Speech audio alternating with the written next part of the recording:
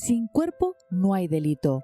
Esa es la frase que Antonio Losilla pensó cuando supo que el cuerpo de su mujer no era el que habían encontrado las autoridades, pero no había contado con una declaración grabada que dejó a todo el mundo atónito y pruebas fundamentales que hicieron que sus coartadas fueran inconsistentes y así acabara en la cárcel, siendo el primer condenado por homicidio sin cuerpo.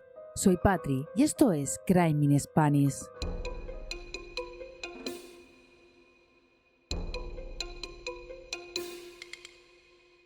Pilar Cebrián y Antonio Losilla contrajeron matrimonio en 1986.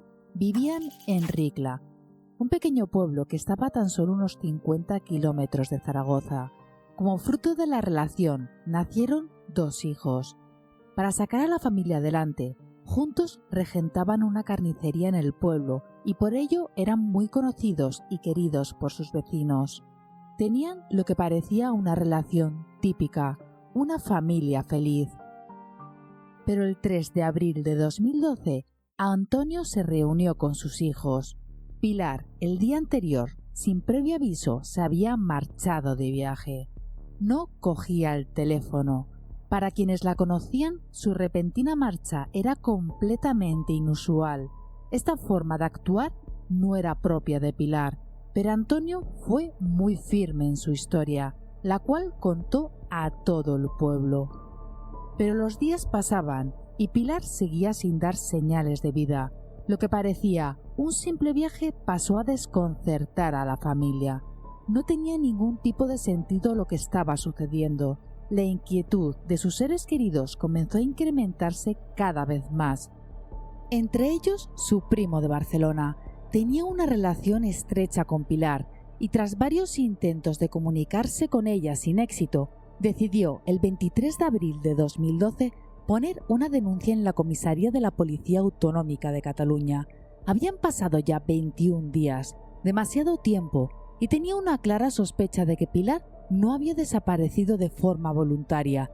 Sabía, a grandes rasgos, los problemas que tenía la pareja y la intención de ella de separarse de Antonio. También, un email que Antonio le había mandado a finales de marzo del mismo año le hacía sospechar lo que podría haber sucedido con su prima.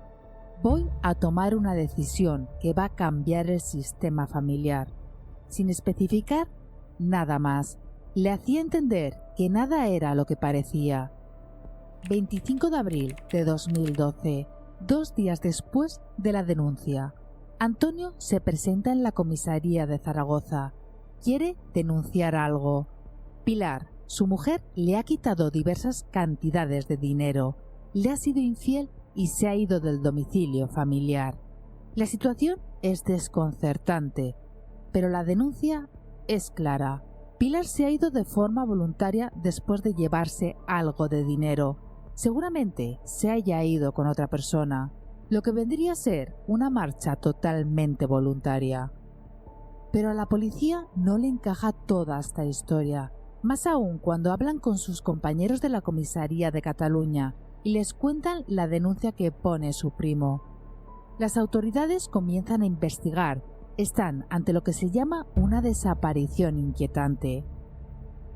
La situación, cada vez más extraña, estaba en boca de todo el pueblo. Los dedos apuntaban hacia Antonio, aunque él mantenía su versión. Pero los días pasaban, las semanas, los meses, y se seguía sin saber nada de Pilar. No cogía el teléfono, no llamaba a ella. Lo que era un viaje pasó a ser una desaparición, una búsqueda por parte de las autoridades de Pilar y un único sospechoso, Antonio. Y comenzaron a vigilarlo muy de cerca. Incluso le pincharon el teléfono, pero Antonio intentaba en todo momento desviar la atención hacia su persona.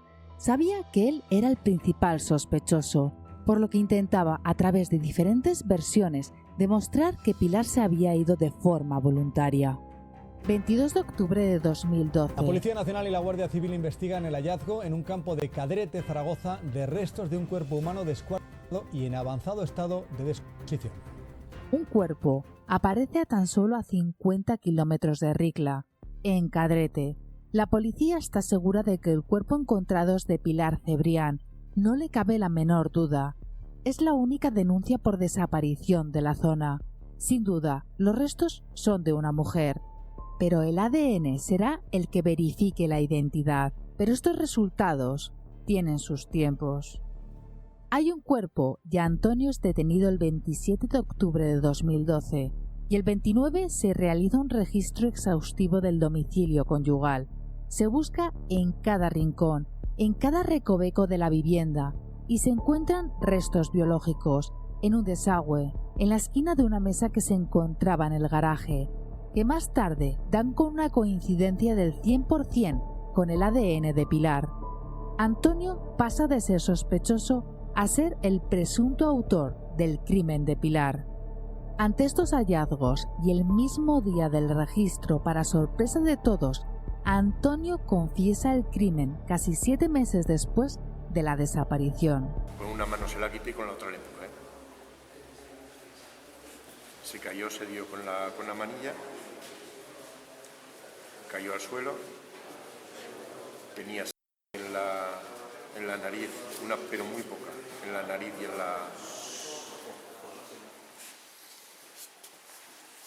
la oreja, delgada, pues no tuve problemas, sin arrastrar ni tocar nada, pues el traerla hasta aquí.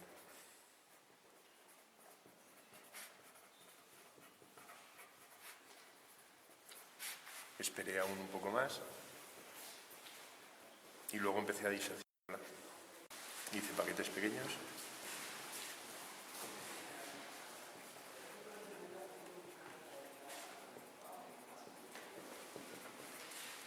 Para que no levantaran sospecha.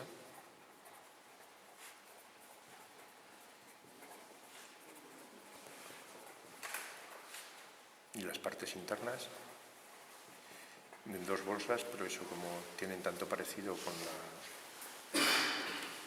con la de cualquier animal, las eché por aquí, por el pueblo. Autor confeso.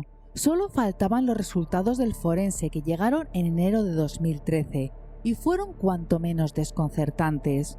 Los restos encontrados no pertenecían a Pilar Cebrián, pertenecían a otra mujer, más joven que ella. Al poco tiempo se descubrió que eran de Vanessa Barrado, otro crimen que causó una gran conmoción en la población, que podría ser un guión perfecto para una película de ficción, y que tenéis aquí en el canal por si queréis verlo. Arriba, en la esquina superior derecha, os aparecerá la ventanita que os lleva directos a él. La aparición de estos restos abrió 2 líneas de investigación, 2 crímenes distintos. Antonio, ante tales resultados, deshizo totalmente su confesión. Era consciente que el cuerpo de su mujer no se había encontrado, y eso era beneficioso para él. ¡Hombre! Soy inocente.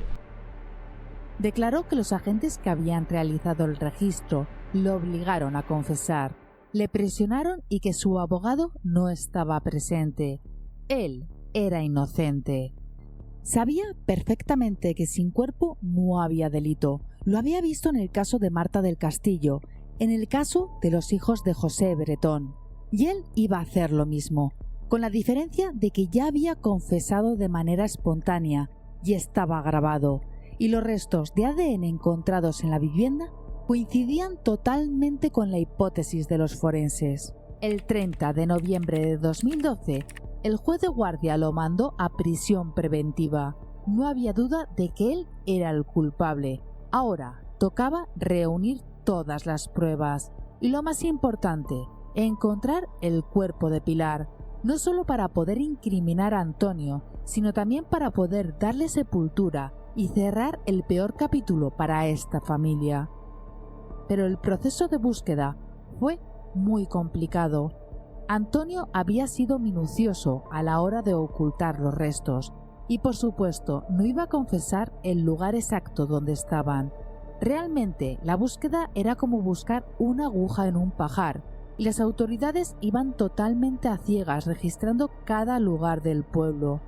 Por ello había que entrar dentro del cerebro de Antonio, y no de forma física, sino de manera psicológica. Y esto se iba a hacer a través de la prueba llamada P300, o test de la verdad. Era la primera vez que se usaba en España, realizada por José Ramón Valdizán, especialista en neurología y neurofisiología clínica en el Hospital Miguel Servet de Zaragoza. Es una técnica basada en la neurofisiología que mide las ondas cerebrales. Durante la prueba se colocan electrodos en la cabeza del individuo y se van exponiendo imágenes, palabras o sonidos que tienen relación o creen que puede tenerla con el caso que se está investigando. Si el cerebro reconoce alguna de ellas, genera una onda detectable. Esta prueba intenta identificar los recuerdos de la memoria episódica, y fueron varios lugares los que marcaron la memoria de Antonio. Un nevero que se encontraba a unos 200 metros de Ricla, que medía unos 8 metros de profundidad, una zona de las vías del AVE. En otro pueblo cercano, se montó un dispositivo de rastreo donde intervino el ejército, pero los resultados fueron totalmente negativos. No se pudo encontrar el cuerpo de Pilar Cebrián. Esta prueba en un inicio fue admitida por el juez, pero el abogado de Antonio recurrió a la audiencia y al final no fue admitida por el Tribunal Superior de Justicia, porque atentaba sobre el derecho de no declarar de Antonio. El juicio comenzó el 16 de noviembre de 2015. Antonio Losilla iba a ser juzgado por el crimen de su mujer, a la cual no habían encontrado, pero había suficientes pruebas para poder inculparlo.